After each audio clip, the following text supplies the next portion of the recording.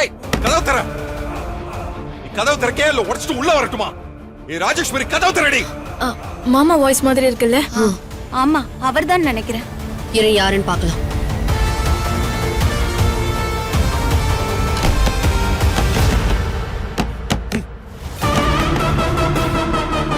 ஏய் இன்னும் 2 நிமிஷம் தான் நான் பாப்பேன்.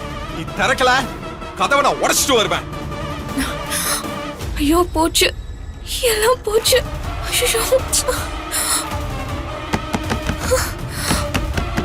ராஜமா, மாமா ரொம்ப கோவமா இருக்காரே, பயமா இருக்கு.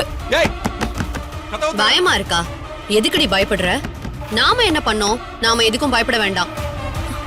தீபாவை நாம தூக்கி வச்சிருக்கிறது மாமாவுக்கு ஒருவேளை தெரிஞ்சிருக்குமோ? தீபாக்கு இவருக்கு என்ன சம்பந்தம்?